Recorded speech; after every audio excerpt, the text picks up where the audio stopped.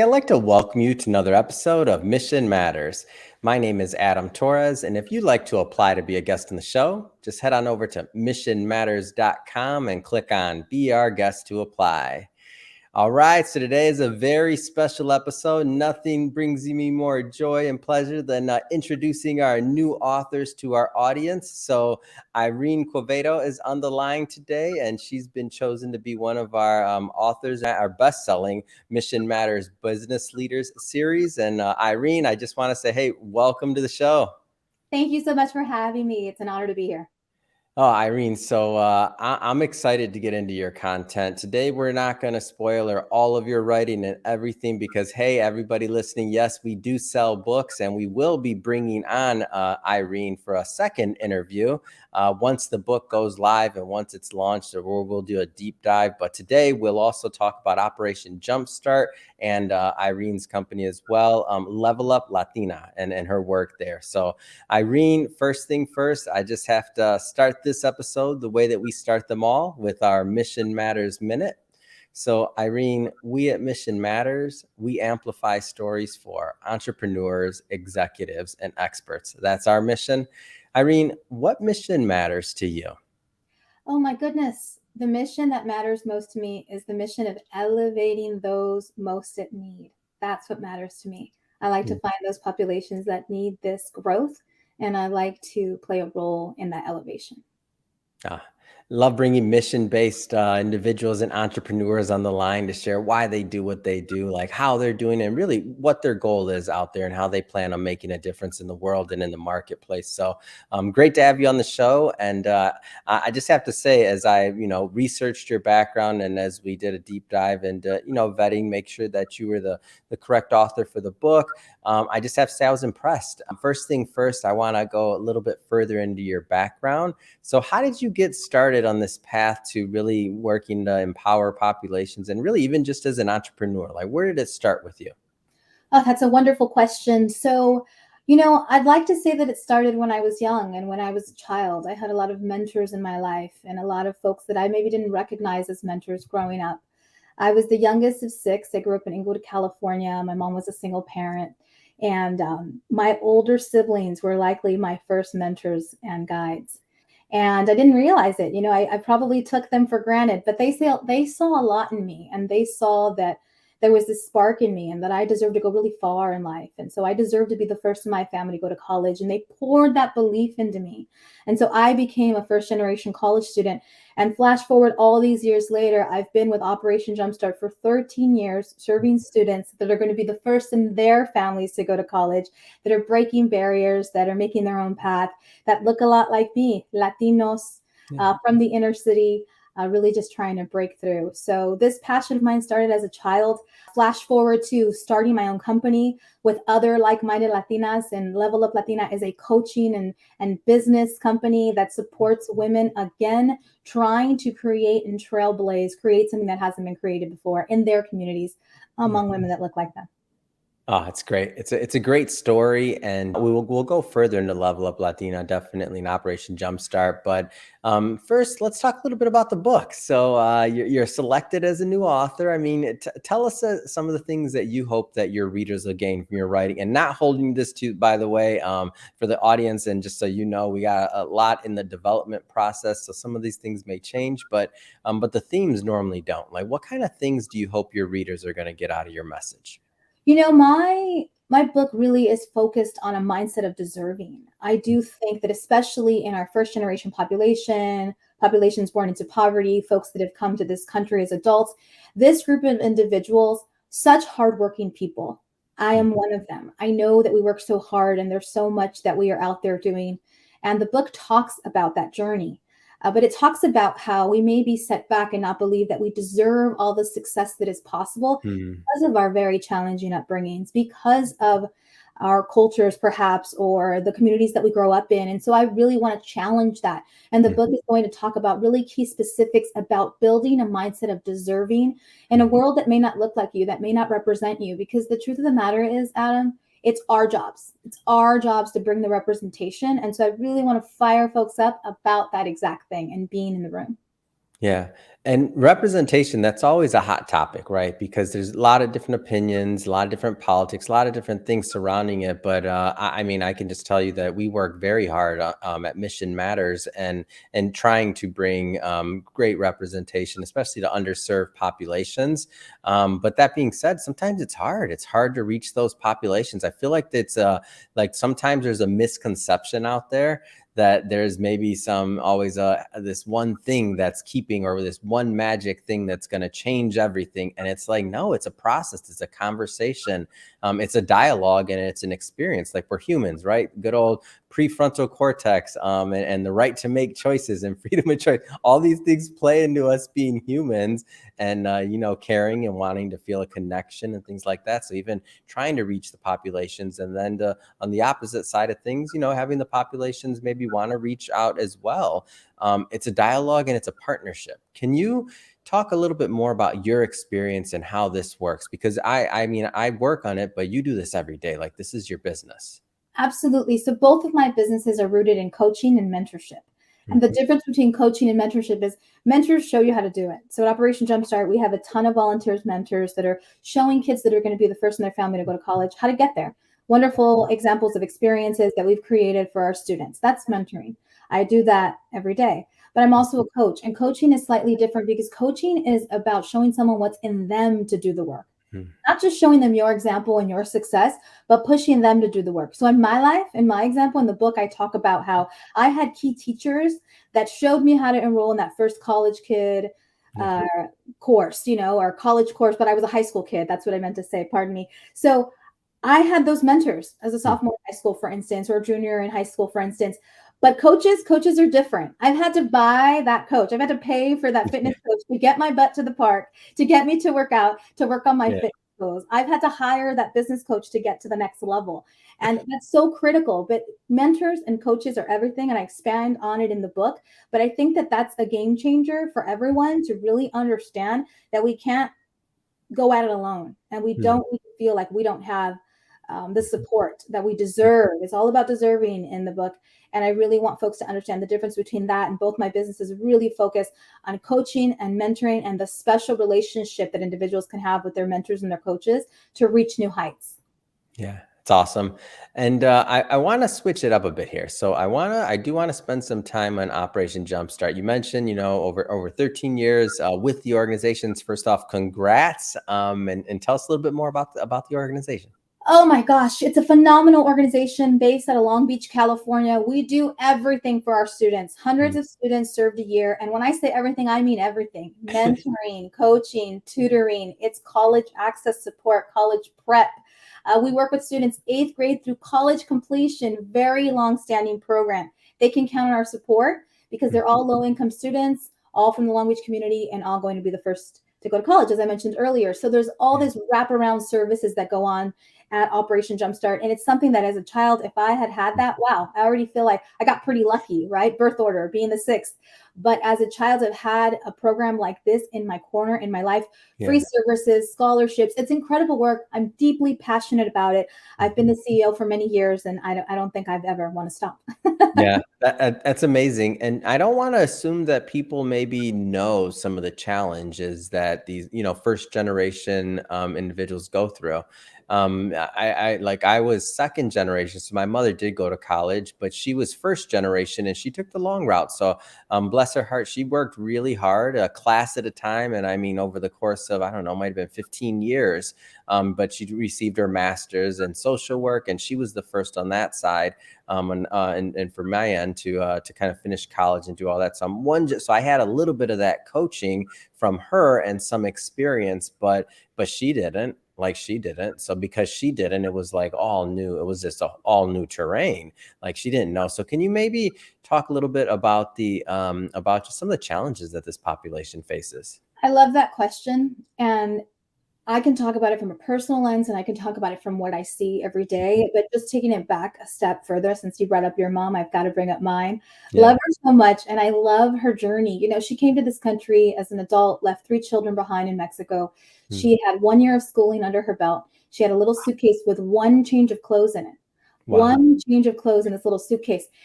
She went on to become, she held, so many jobs, but she went on to become a homeowner, to become self-employed, clean houses, raised 6 kids. She had 3 more kids in this country, myself being the last.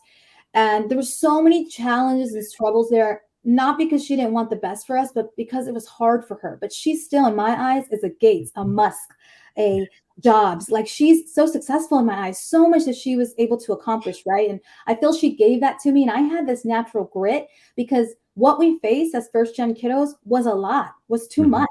Poverty, domestic abuse in my home. Everybody's home is different. And with the pandemic, I can't even imagine the struggles now. But to work beyond that, I had to. I just had to. It was just something built in me because she had to.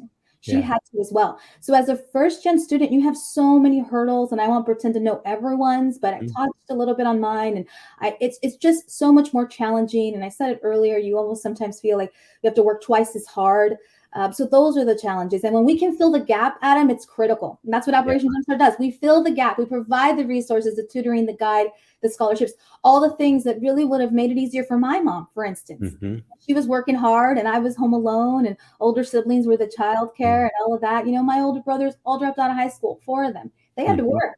Those are the challenges. You have to work. You have to do so much to help your family. So when you can break through as a first generation person, it is your job to continue to reach to the next level, to continue to grow. And that's what the book really talks about. And sometimes there's just these things that, and this one gets me all the time. Sometimes it's just a knowledge gap. It really is. And it can be little things. I'll share one of mine. So this one still gets me today.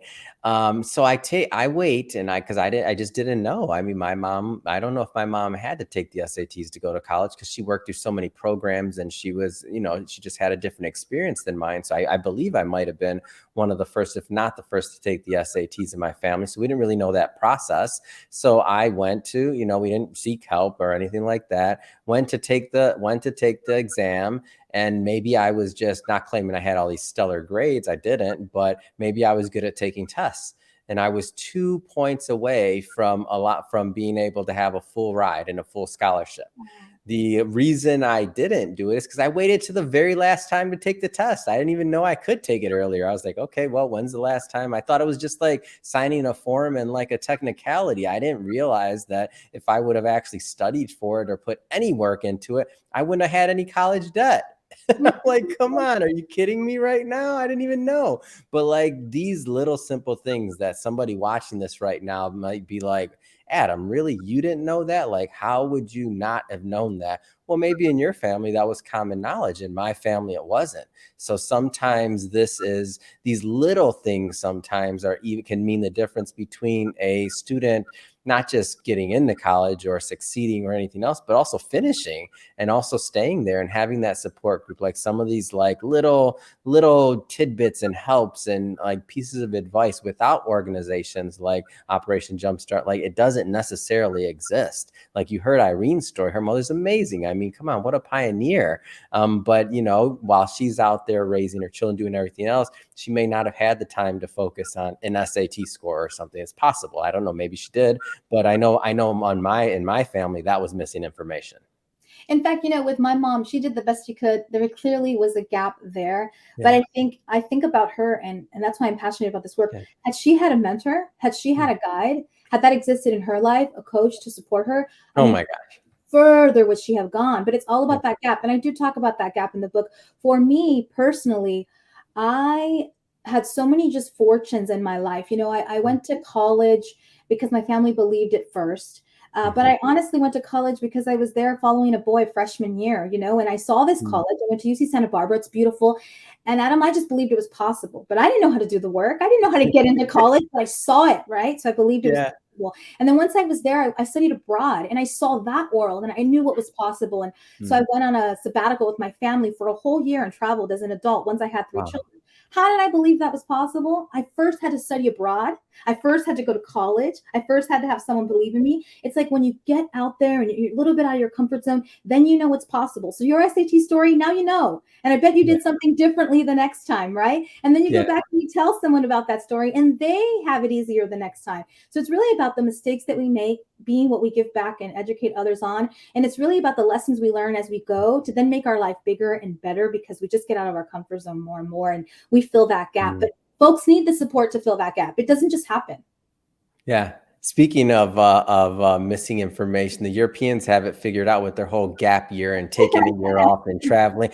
That's beyond the scope of this interview. Whoever's watching this, if you don't know what gap year is, Google it, and you'll just be like, "What? I didn't get a gap year. I didn't get time off. This is not fair. It's not fair," and I agree. Okay, moving on. So. Level Up Latina. I do want to spend some time here as well. So you told us a little bit. Let's go further. So tell us a little bit more about why you started the company. Absolutely passionate about Level Up Latina. It's both a podcast and a coaching company. We are 151 episodes in. We are a 3-year-old baby that has now started to walk and run and do so well in this space.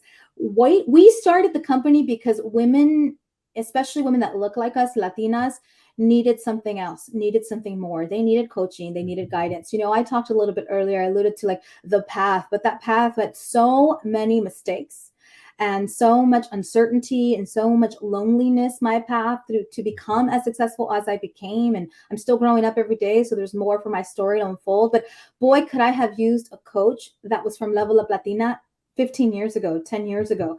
And it was a matter of just bringing myself out of my shell back then much sooner. I talk about this in the book, but also to do that now for women, to give back to women, to make sure that they're confident and prepared and not feeling like imposters in their working world, in their journeys as mothers, as partners. We just knew that women needed to be elevated and coached, especially La Latina, but really any woman. We service all women. We've had men that are interested in our services because the truth of the matter is we're all trying to grow. If you're not growing, you're dead. And we know that and we recognize that. And so Level Up Latina is about that growth. And I just love the work. That's amazing. And for those that have never really gone down the coaching route, so a lot of times people use maybe the trainer analogy to explain it, but a lot of people don't like working with trainers, and a lot of people don't work out, but they're business owners and they need this help, or they need this guidance on kind of how to hit that next level in life. So maybe give them a little bit of the nuts and bolts on what it looks like to engage a coach at Level Up Latina, and like just kind of what that process is like. Coaching is absolutely incredible. I think a lot of folks take it for granted because you see a coach on television or you had the coach in high school that you didn't really appreciate. Like you said, you don't want the trainer. You have like PTSD from the one trainer you did have. Listen, coaching takes you to the next level, no matter who you are. I've had women that are fresh out of college and have no idea what they're going to do, to business owners with very successful businesses, wonderful lives from the outside, really trying to break through to the next level. And what a coach does is they challenge you and they hold you accountable. They are masters at questions. They're masters at getting you to dig deep, to cut out the BS, different than therapy. Because maybe a therapist wouldn't say cut out the BS, right? And maybe that's what makes us. Or maybe that's the type of maybe that's what you need. But coaches are definitely the ones that are going to push you. They're going to push your buttons. They're going to learn you differently. And so you can't coach any one person in the same way.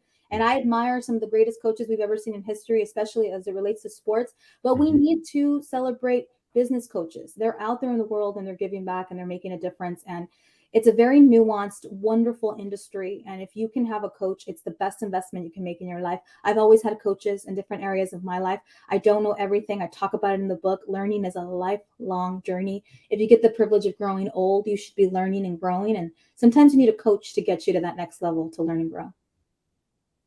Oh, I completely agree. And in my own life, I mean, just every coach I've had along the way has been worth it. I mean, it's really interesting how it works.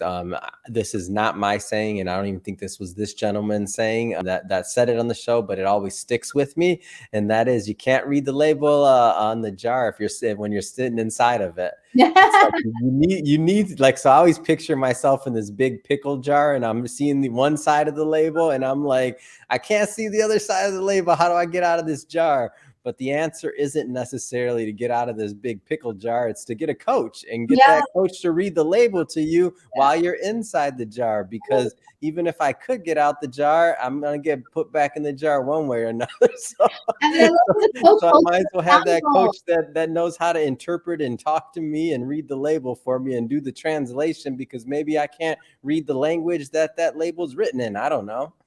But also the coach will hold you accountable, because once you know, what do you do once you know? Once you know about the label on that pickle jar, a lot of folks know, and then we're still not moving forward. We're still not taking action in our life. I like that a coach is the special one that helps you. They don't do the work, you do the work, but they get you to move forward once you know what's on that label. It's awesome. And so what types of individuals do you typically work with? Like what do you find is normally a good fit to work with your team on the coaching side of things? We'd like to say it's very simple.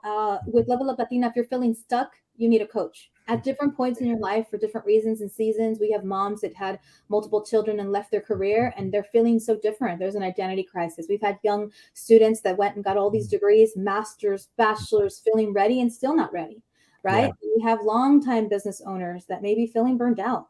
The Mm. pandemic was especially hard on folks, and business owners took it hard. Different industries took it the hardest. Yeah. So we are really working with people that need to get unstuck, with women that need to rebuild their identity, grow their confidence, and really just have the strength to get unstuck and do the work again.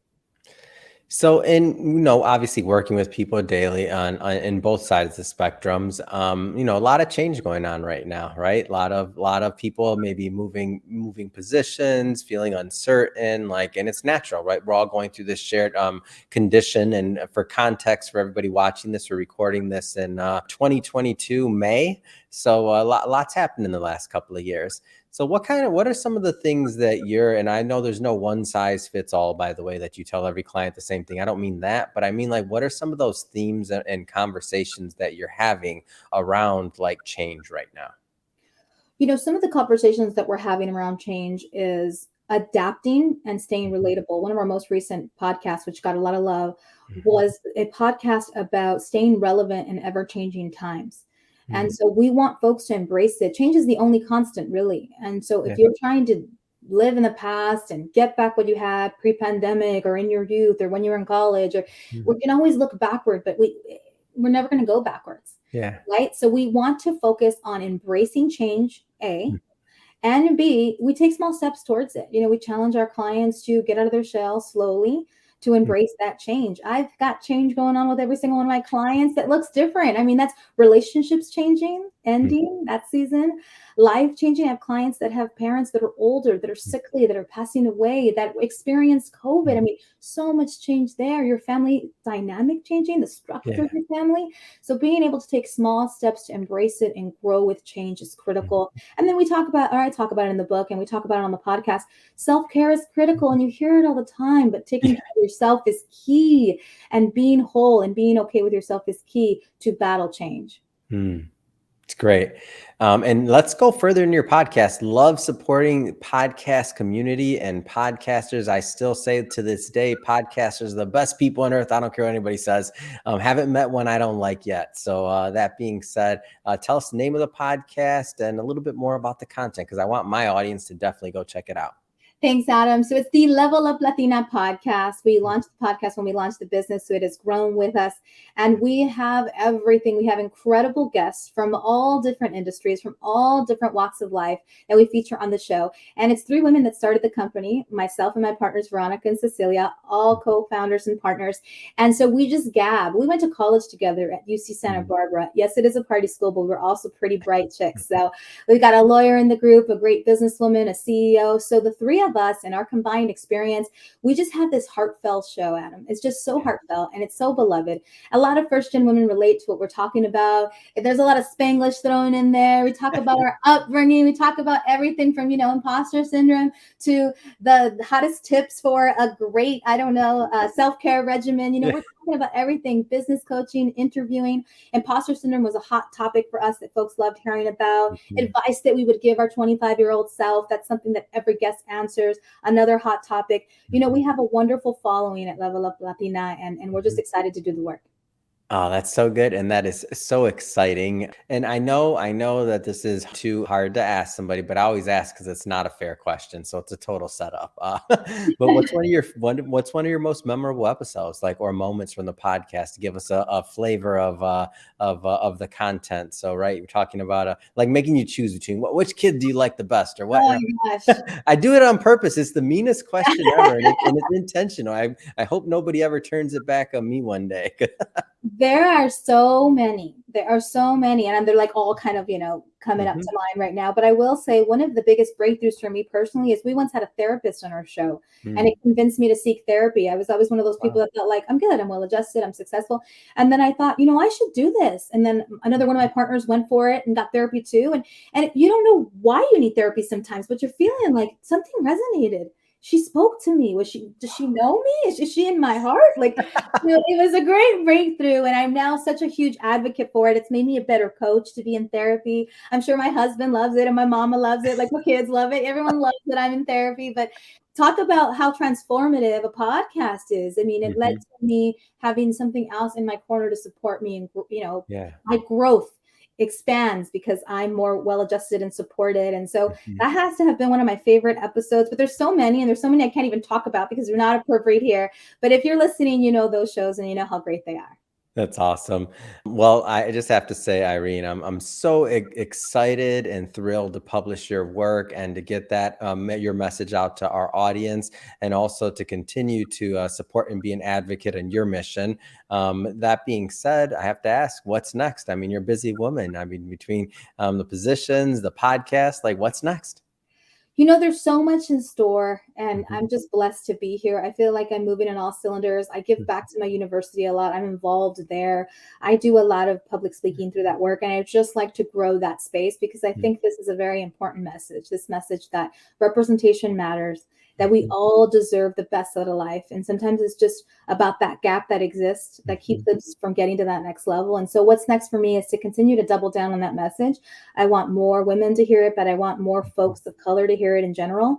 Yeah. And so more books in my future, absolutely. And I'm excited about that. My family's really excited about this, and my friends. And so more to come there, but definitely more from the stage, more speaking, Mhm. because this message is important. It's Mhm. critical. And I feel that you and I get to bring a different experience and life lived, and we need that. So I want to continue to be that Yeah, vehicle.